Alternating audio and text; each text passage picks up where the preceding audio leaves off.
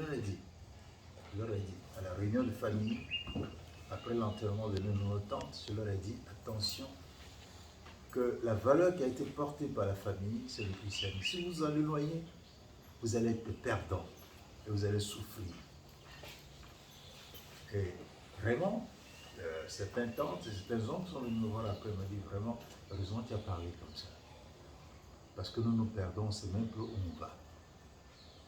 Donc, Dieu dans notre vie, ce n'est pas une option. Et beaucoup en ont fait une option. On verra ça tout à l'heure.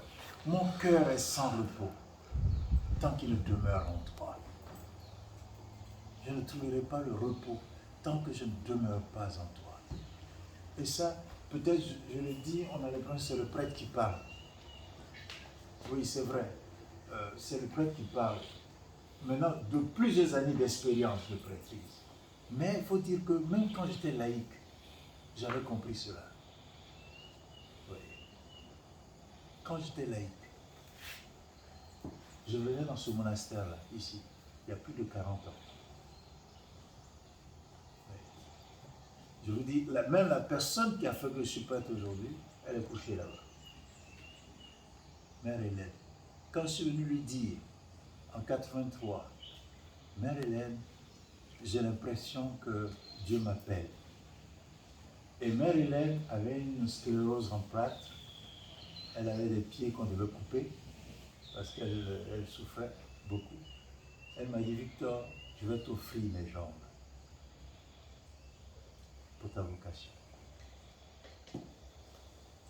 Et ça, ce sont des choses qui frappent. Et j'étais laïque. Je n'étais pas prêtre, je n'étais pas séminariste. Je n'étais même pas dans mes projets. Mais en ce moment-là, oui, il y avait quelque chose qui est né en moi. C'est né à Lourdes, mais ça a commencé, c'est ici aussi, boosté par cette sœur-là, et le père Coussy, le directeur de Bessieux, que les choses ont commencé à se cristalliser. Et 4 ans plus tard,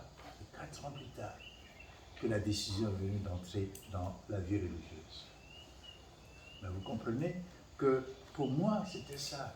Mon cœur est sans repos tant qu'il ne demeure en toi.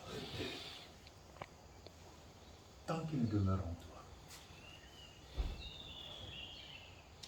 J'ai une carrière professionnelle, j'ai eu beaucoup d'argent que vous ne pouvez pas imaginer. Parce que le travail que j'exerçais payait beaucoup. J'étais à la gestion de la dette publique de la Côte d'Ivoire et j'avais beaucoup d'argent à l'époque. Logé, véhiculé par la société. Donc, on connaît tout ça. Mais ça ne vaut rien à côté d'un Dieu qu'on peut adorer.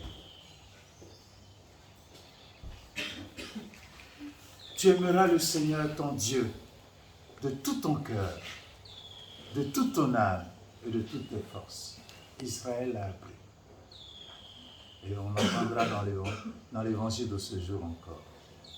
Tu aimeras le Seigneur ton Dieu de tout ton cœur, de toute ton âme et de toutes tes forces. Vous voyez, comment je traite Dieu dit mieux ce qu'il est pour moi. La manière dont je traite Dieu dit mieux ce qu'il est pour moi. C'est comme ça aussi. Il y a une femme à la maison, la manière dont le mari la traite dit mieux qui elle est pour lui. Il peut dire je t'aime, mais tu me traites mal. Alors moi j'ai dit bon, peut-être que je ne représente rien pour toi. Hein? Aussi vice versa. La manière dont le mari, voilà, la femme peut dire je t'aime, c'est mon mari, mais tu me traites mal. Hein?